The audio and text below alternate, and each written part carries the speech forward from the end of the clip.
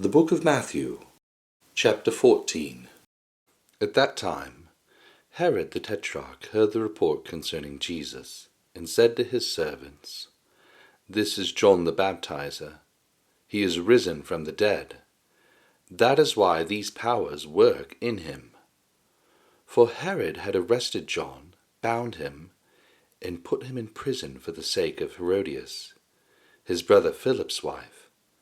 For John said to him, "It is not lawful for you to have her." When he would have put him to death, he feared the multitude because they counted him as a prophet.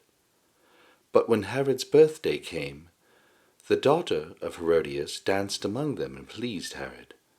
Therefore he promised with an oath to give her whatever she would ask. She, being prompted by her mother, said, "Give me here on a platter the head of John the Baptizer." The king was grieved, but for the sake of his oaths and of those who sat at the table with him, he commanded it to be given. And he sent and beheaded John in the prison. His head was brought on a platter and given to the young lady, and she brought it to her mother. His disciples came, took the body, and buried it. Then they went and told Jesus. Now when Jesus heard this, he withdrew from there in a boat to a deserted place apart. When the multitudes heard of it, they followed him on foot from the cities. Jesus went out, and he saw a great multitude. He had compassion on them, and healed their sick. When evening had come, his disciples came to him, saying, "This place is deserted, and the hour is already late. Send the multitudes away, that they may go into the villages and buy themselves food." But Jesus said to them, "They don't need to go away.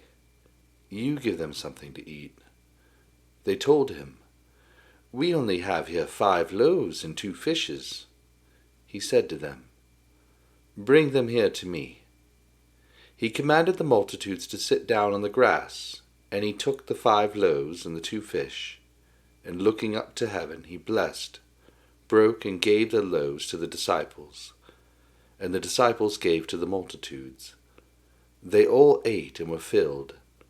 They took up 12 baskets full of that which remained left over from the broken pieces. Those who ate were about 5,000 men, in addition to women and children.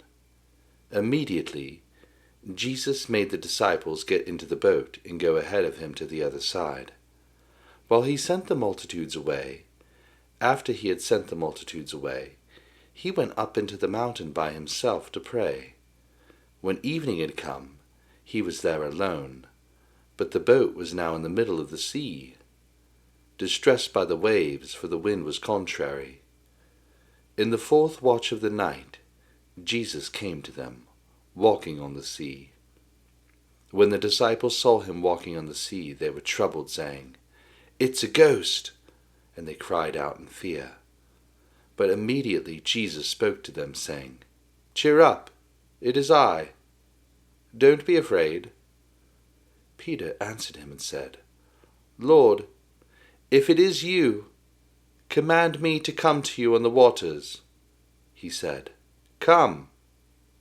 Peter stepped down from the boat and walked on the waters to come to Jesus.